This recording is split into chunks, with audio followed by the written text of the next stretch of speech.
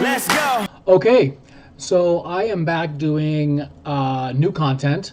There was a bunch of stuff I posted from my old channel because I'm in school at the moment and I'm just finding it hard to find the time to put a video together.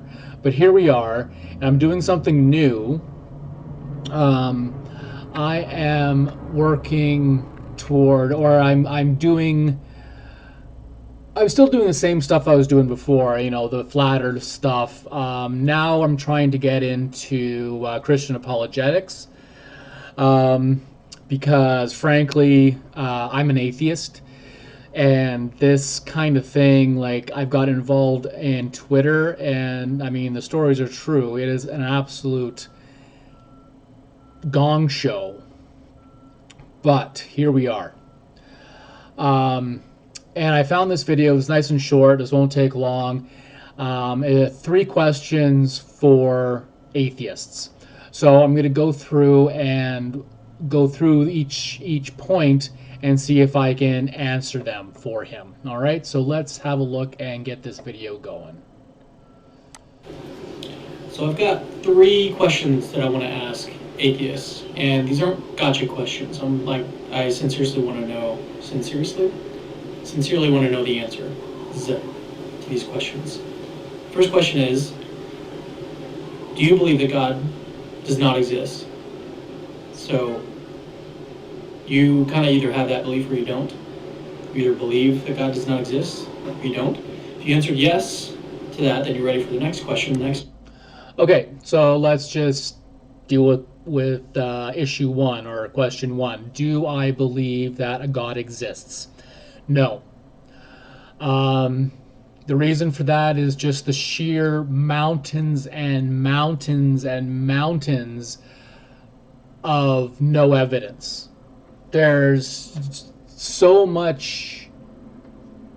I'm using the wrong tense, of course, but there is no evidence to support the claim that God exists.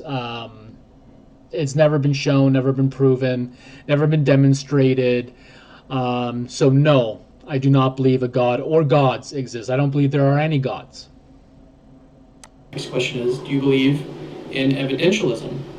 Evidentialism is the view that your beliefs ought to be proportioned to the evidence. You shouldn't just believe something without evidence. Right. So what he's asking here is, he just said it. You shouldn't believe something without evidence, and he is absolutely correct.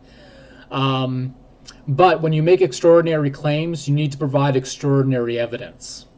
Okay, your claim, the theists, I'm talking to the theists, your claim is that the hand of God is in everything that we see.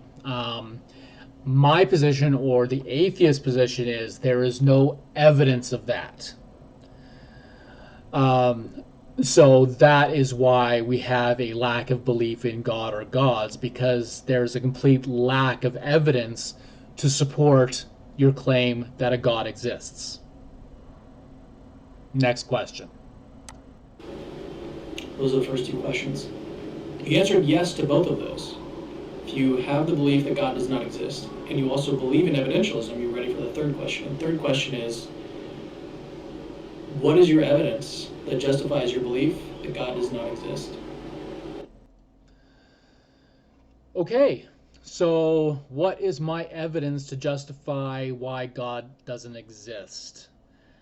I'm not a scientist. I am a I'm nothing. I'm an ex-military. I'm an ex-Air Force technician in the Canadian Air Force, the Royal Canadian Air Force, and I mean, you shouldn't take my word for it, just like I shouldn't take your word for anything.